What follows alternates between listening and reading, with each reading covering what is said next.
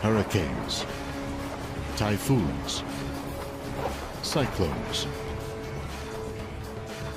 They are creatures of tropical seas, sweeping up heat-laden water, converting it to wind, rain, and waves.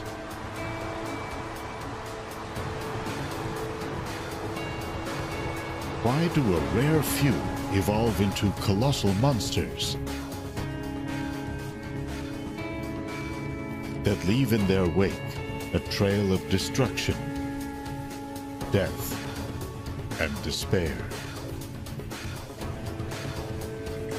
Do we now face a rising tide of super hurricanes and typhoons?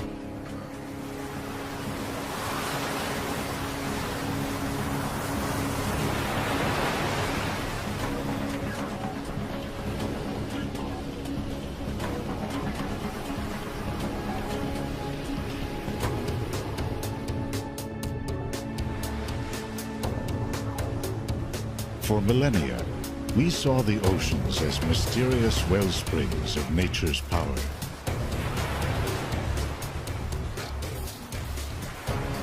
Capable of rising up and engulfing us. In William Shakespeare's drama, The Tempest, a ship's crew faces a sudden maelstrom, as dramatized in the 2010 Julie Taymor film. Unknown to the crew, the storm was conjured by a would-be ruler turned sorcerer. Hell's empty and all the devil's here!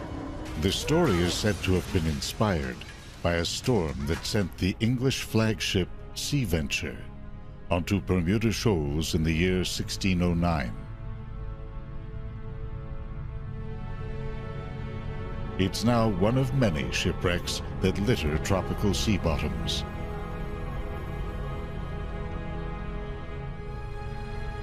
So too, the history books are filled with stories of cities and towns caught off guard by the sudden onrush of a tropical storm. Among the worst, Galveston, Texas, September 1900. With swells beginning to rise on September 7th, officials issued a hurricane warning. A ship at sea estimated the winds in the approaching storm at 100 miles or 160 kilometers per hour. As powerful as the storm was, little was known about it, including where it would hit and how bad it would be. By the time the hurricane came ashore that evening, its winds had risen to 217 kilometers per hour, a Category 4 on today's 5-point Saffir-Simpson scale.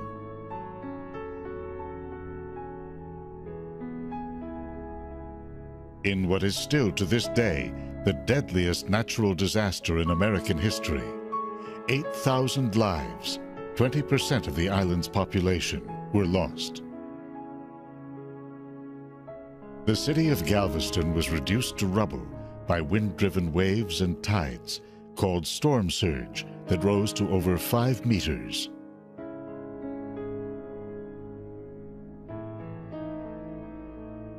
Hurricanes, also called cyclones or typhoons, are giant rotating storms that feed on solar heat captured by tropical oceans. A rare few, like the one that hit Galveston, go beyond the norm to marshal the extreme power of the seas.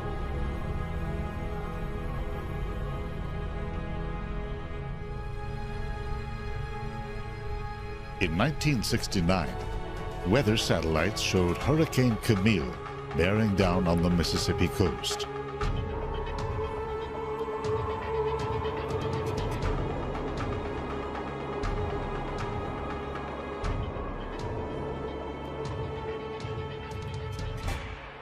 6:30 p.m. Sunday in Biloxi, Mississippi, and the hurricane is really beginning to be felt here. As you can see, the palm trees are blowing, the rain is beginning to increase, and the sea is beginning to churn in the Gulf. It promises to be a long, long night in Biloxi. The storm intensified suddenly as it hit land, with Category 5 winds of over 300 kilometers per hour, and a storm surge that reached 8 meters high. Camille wrecked the coastline and drowned 143.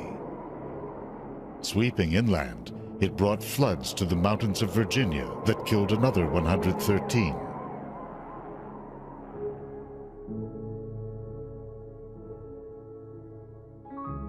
Ironically, just as Camille headed for landfall, scientists flew out to Hurricane Debbie to perform the last in a series of experiments designed to bend back nature's power. The idea of the project, called Storm Fury, was to load up an airplane with silver iodide crystals. Flying around the periphery of a storm, they would spread the crystals around in hopes of stimulating new cloud formation, and in so doing, steal the energy flowing into the eye. The idea was never proven to work.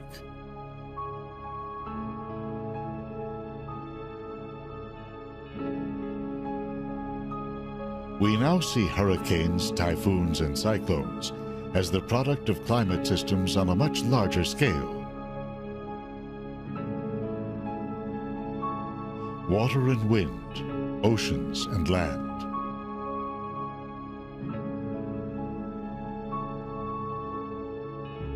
They are fueled by heat from the sun, captured and stored in the upper layer of tropical oceans.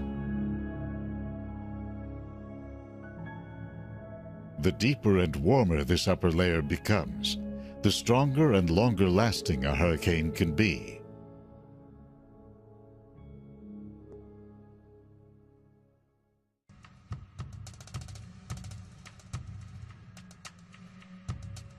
In the Atlantic Ocean, they often begin their lives over mountains in East Africa.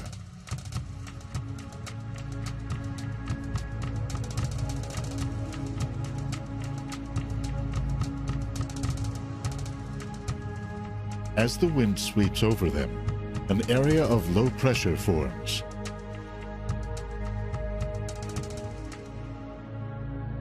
It travels across the Sahara Desert, then moves out over the warm Atlantic. There it can spawn thunderstorms over a broad region. As the low gradually comes under the influence of the Earth's rotation, called the Coriolis force, it begins to spin. As the storm intensifies, the pressure in its center continues to drop, forming what's known as the eye. It acts like a partial vacuum, causing winds at the sea surface to spiral inward toward it.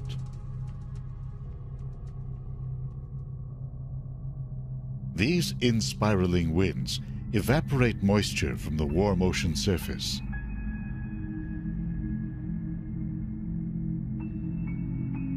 As they near the eye, they veer upward, producing clouds and rain.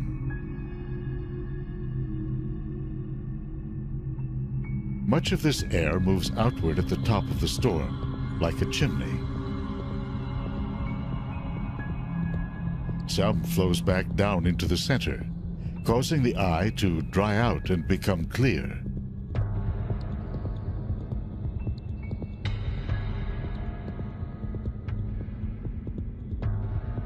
The path a hurricane takes and the intensity it reaches are determined by its interaction with global weather systems and ocean currents. In most cases, they form in vast ocean areas along the equator, pushed along by equatorial wind currents. At higher latitudes to the north and south, eastbound winds circle the globe. Where they converge in the tropics, the flow shifts to the west, forming the trade winds. And a band of precipitation called the Intertropical Convergence Zone. Stretching all around the Earth, this is the breeding ground for countless thunderstorms and larger tropical storms. The moisture they stir up often flows toward the poles, drawn by great spiraling weather systems to the north and south.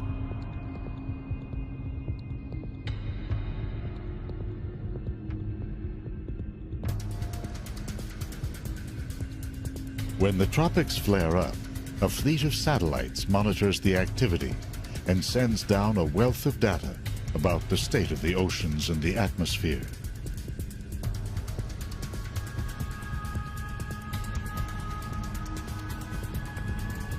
Meteorologists tap into a network of buoys and ship reports to monitor ocean temperatures, wind, and wave heights, on the hunt for conditions that favor hurricane development.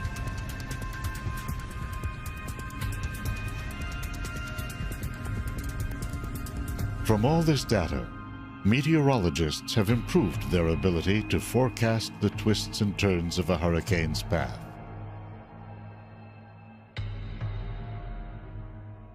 As a result, few are caught by surprise. From shipping companies to coastal businesses, local and state governments, and the public at large. And yet, the challenge of protecting life and property is only getting worse.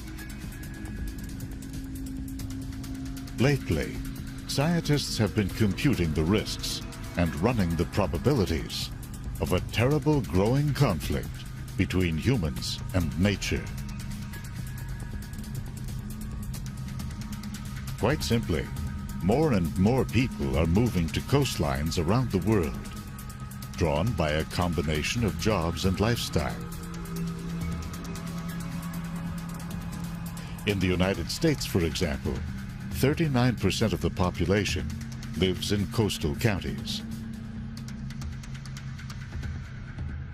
A Columbia University report takes a global look at this trend by identifying major disaster hotspots.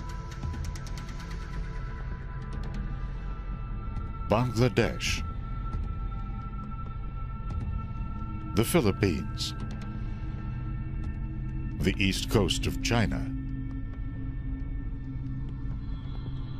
the east coast of North America,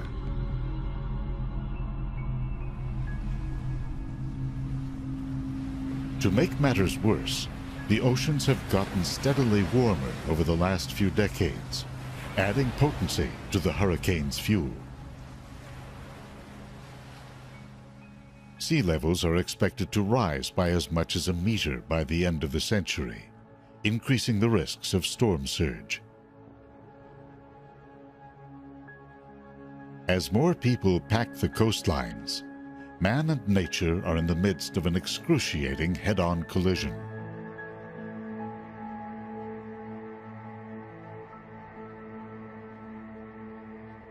Hurricane Ike slammed into Galveston in 2008. The cost in 2010 dollars, $28 billion. Andrew hit Miami in 1992. $45 billion. Sandy swept into New Jersey in 2012. $60 billion.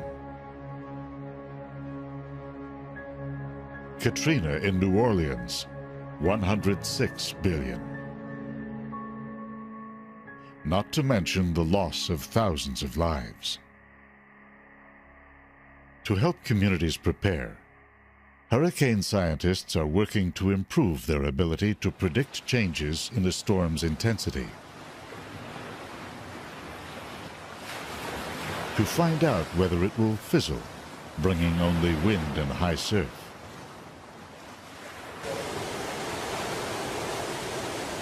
or become a destructive monster.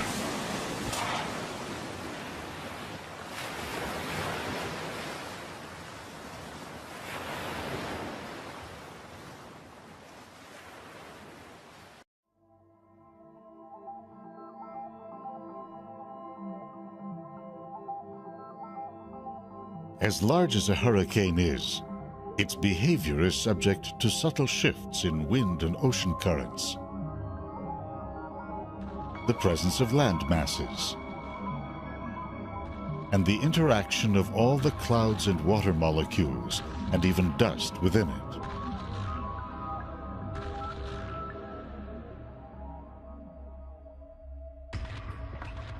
Scientists are zeroing in on a few key diagnostics.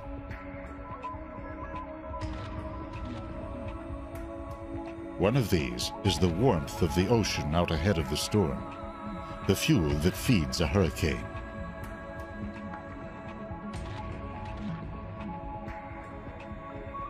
Because hurricanes draw water up from the deep, a warm and thick surface layer is crucial for the storm to reach high intensity.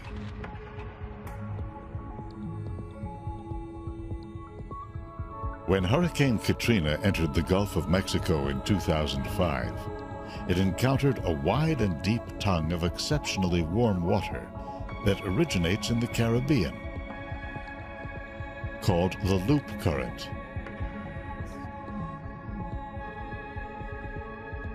As Katrina moved over this current, its winds picked up speed, reaching 281 kilometers per hour, Category 5 status. A series of individual storms literally exploded close to the eye, visible in this sequence of satellite images. This often happens when the eye of the storm, the central region, contracts, getting smaller. As the storm spins up, the winds moving around the eye accelerate. Eddies or vortices begin to develop. These whirling winds evaporate large volumes of moisture from the ocean surface.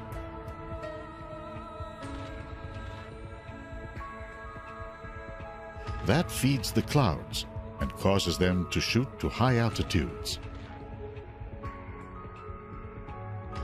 Because these clouds can be spotted from satellites, they are a sign that things are heating up.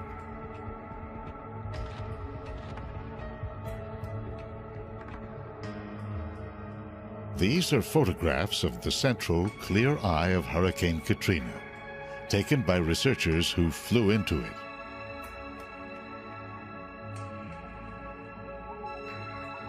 From this vantage point, a hurricane is a beautiful architecture of the skies, built from clouds that have erupted from the sea like bombs.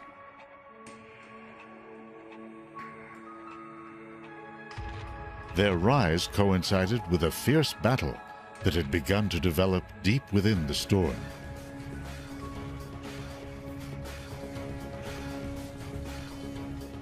In this satellite image, a microwave beam was used to slice through Katrina at the point of maximum intensity. Storms were rising all around the hurricane. In radar images since the 1980s, scientists have seen that even as a tight, clear eye wall forms, conditions can be so favorable for hurricane development that a second eye wall forms around it. That steals some of the inflowing air and causes the inner eye wall to fade away. The outer eye then contracts, forming a new inner eye. Through this process, strong hurricanes can go through cycles of weakening and intensifying.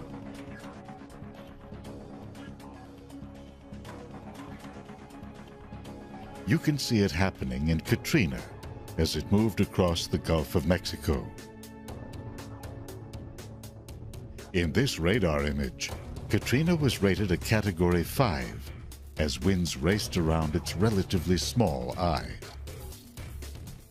While the central eye wall remained intact, storm development on the periphery began to sap its energy. Entering cooler waters along the coast, it ramped down to a Category 3.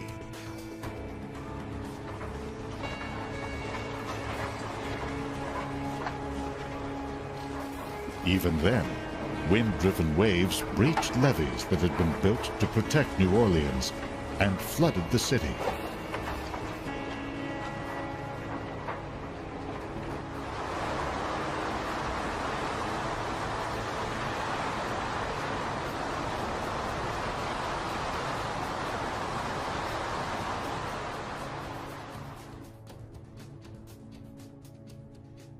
But not all destructive storms fit this mold. Hurricane Sandy was a rare late October storm, rated Category 1 as it moved up the Atlantic seaboard. Forecasters predicted that Sandy would be blocked by a high-pressure system moving across Canada, then drawn to land in New Jersey by a storm moving up from the south.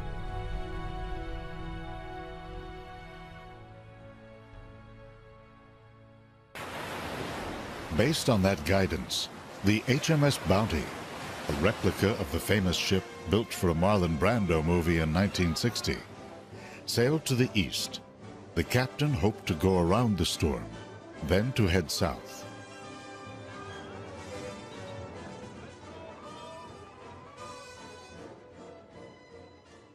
Instead, the ship sailed into the storm. Responding to calls for help, the Coast Guard flew out into the storm to attempt a rescue. Crew members had jumped into the sea to escape the sinking ship. Roger, still getting this up. 2003, 6031. 6031, 2003. This raft lift is low. We've got a 2 PIW. Roger, copy, 2 PIW. Rescue to my cabin. Dan, we may have to pick Dan up again. All but one were found and brought back to shore.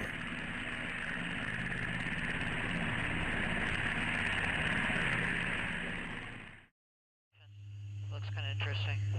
Okay. 2.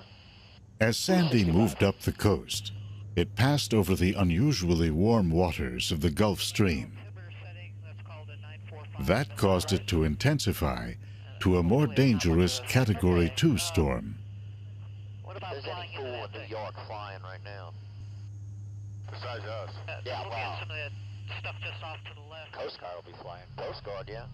To keep us out of the, A Hurricane Hunter aircraft from Keesler Air Force Base in Mississippi flew in to pinpoint its center to help determine where exactly it would make landfall and when. Look at the way the spray is blowing. Exactly. And then the bandings, and it looks like they're just cut off right there. And then that could possibly be the center just ahead. Somewhere in that general area.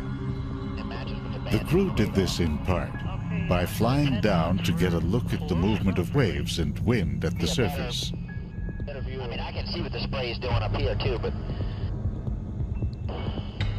at 5 we can go off the aircraft winds.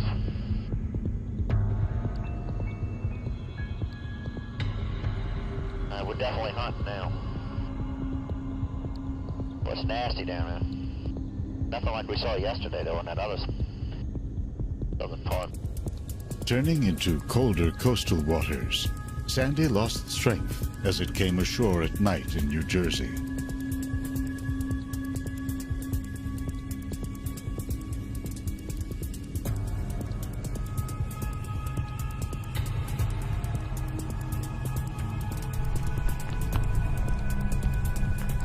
But because it ran ashore at high tide during a full moon, Sandy delivered storm surge levels of about 4 meters, almost as high as Katrina.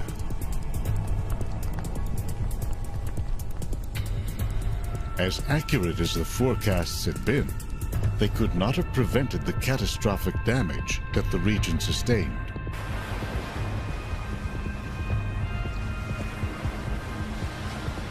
Community and government leaders have since proposed ambitious plans to mitigate the damage from future superstorms. From building on stilts to sealing off subway and train tunnels, and even leveling flood-prone communities.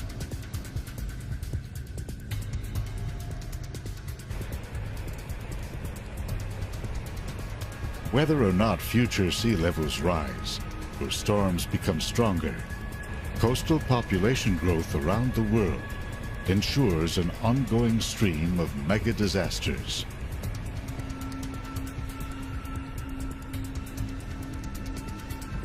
The latest, a typhoon called Haiyan, rose up for all to see in the western Pacific Ocean.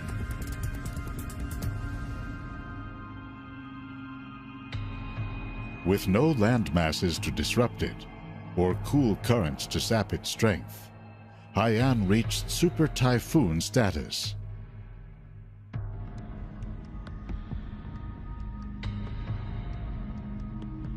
At landfall, surface wind estimates ranged from 200 to 300 kilometers per hour.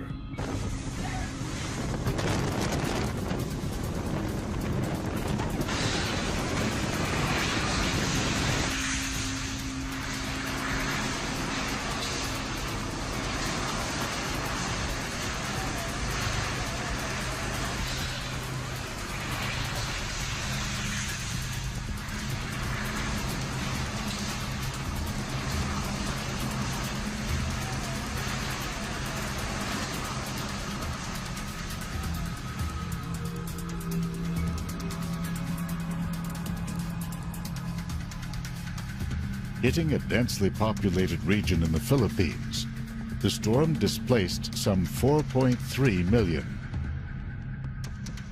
killed at least 6,000, destroyed crops, infrastructure, and 500,000 homes.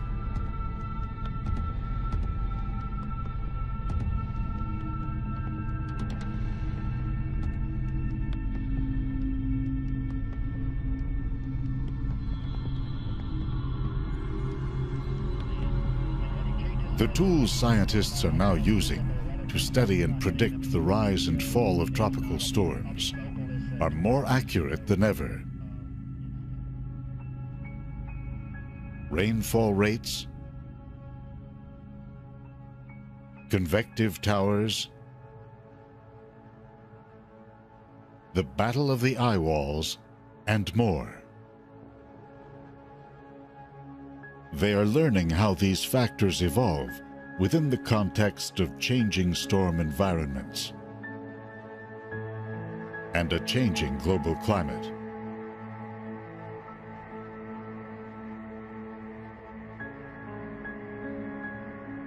Devastating storms no longer seem to come from nowhere.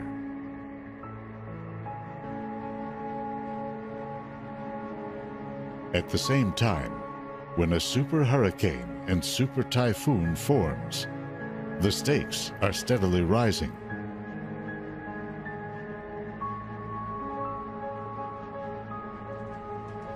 For with each new storm season, we crowd ever closer to the shores.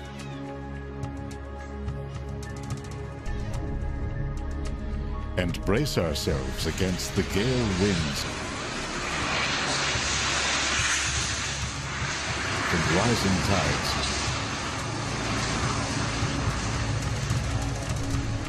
Of a planet in motion.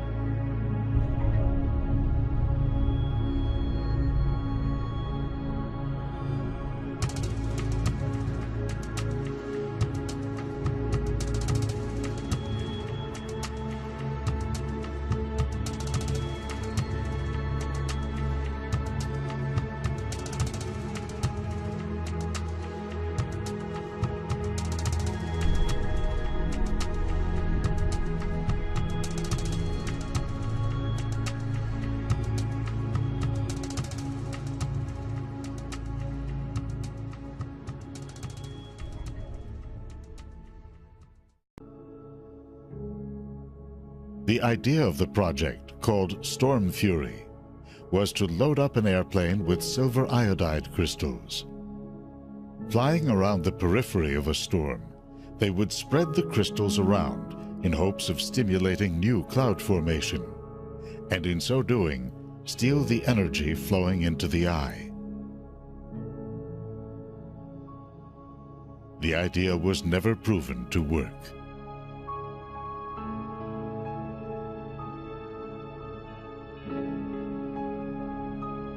We now see hurricanes, typhoons, and cyclones as the product of climate systems on a much larger scale. Water and wind, oceans and land.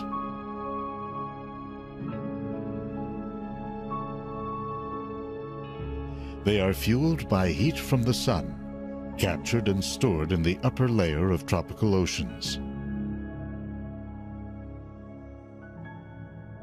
The deeper and warmer this upper layer becomes, the stronger and longer lasting a hurricane can be.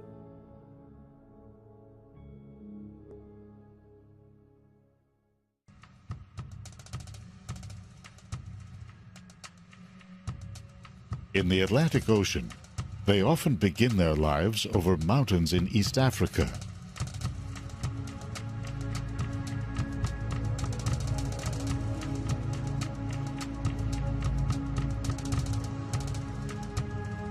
As the wind sweeps over them, an area of low pressure forms.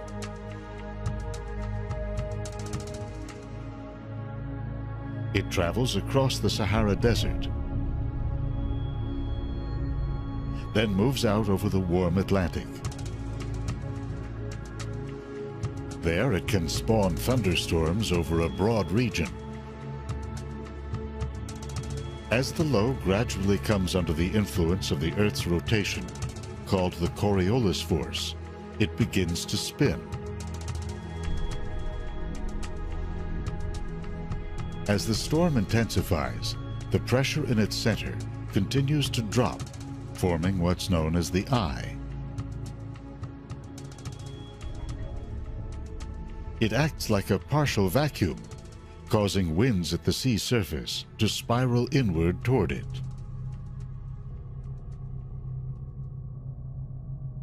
These in-spiraling winds evaporate moisture from the warm ocean surface.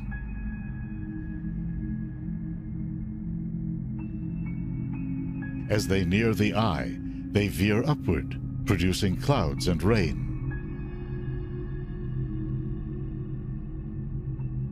Much of this air moves outward at the top of the storm, like a chimney. Some flows back down into the center, causing the eye to dry out and become clear.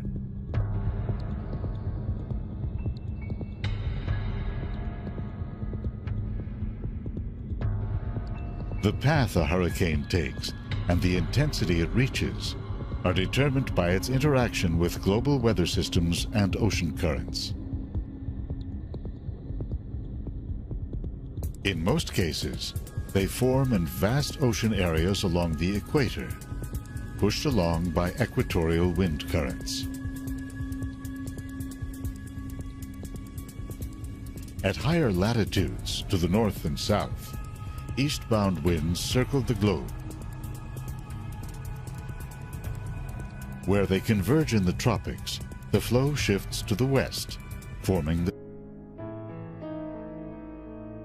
hurricanes, also called cyclones or typhoons, are giant rotating storms that feed on solar heat captured by tropical oceans.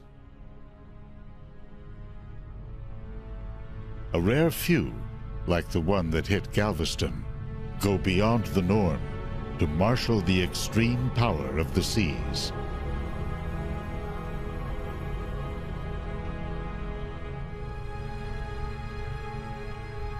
In 1969, weather satellites showed Hurricane Camille bearing down on the Mississippi coast.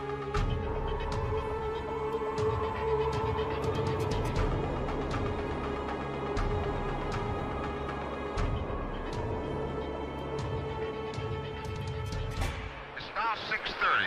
p.m. Sunday in Biloxi, Mississippi, and the hurricane is really beginning to be felt here. As you can see, the palm trees are blowing, the rain is beginning to increase, and the sea is beginning to churn in the Gulf. It promises to be a long, long night in Biloxi.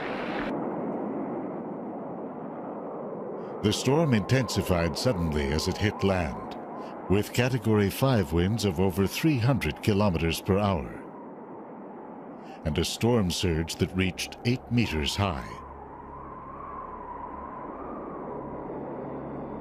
Camille wrecked the coastline and drowned 143. Sweeping inland, it brought floods to the mountains of Virginia that killed another 113.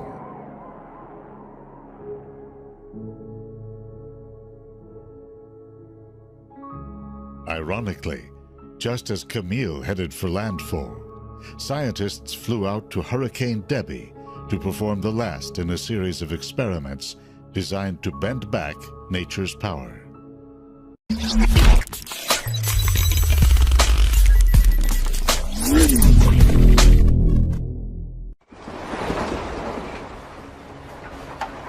Hurricanes, typhoons, cyclones. They are creatures of tropical seas, sweeping up heat-laden water, converting it to wind, rain, and waves.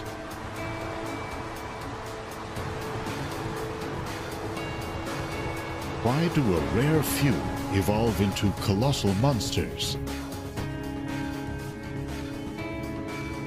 that leave in their wake a trail of destruction, death, and despair? Do we now face a rising tide of super hurricanes and typhoons?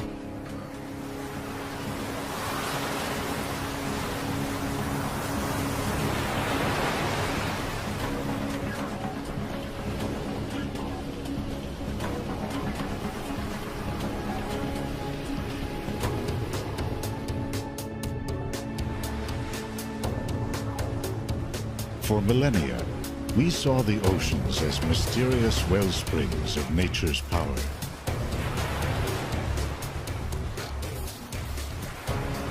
Capable of rising up and engulfing us.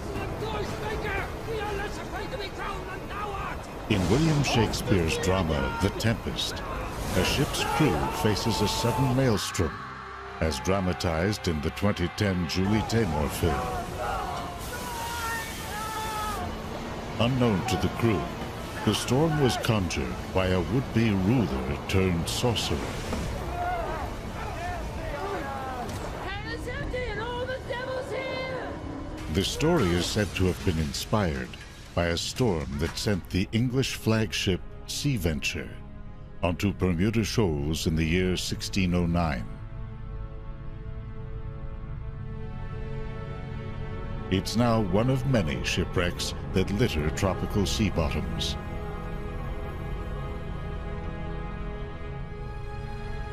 So too, the history books are filled with stories of cities and towns caught off guard by the sudden onrush of a tropical storm. Among the worst, Galveston, Texas, September 1900. With swells beginning to rise on September 7th, officials issued a hurricane warning.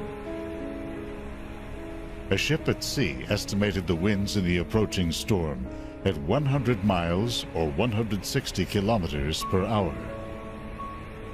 As powerful as the storm was, little was known about it, including where it would hit and how bad it would be. By the time the hurricane came ashore that evening, its winds had risen to 217 kilometers per hour, a Category 4 on today's 5-point Saffir-Simpson scale.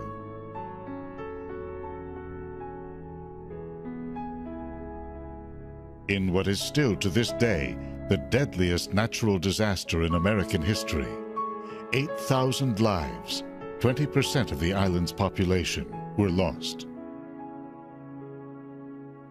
The city of Galveston was reduced to rubble by wind-driven waves and tides called storm surge that rose to over 5 meters.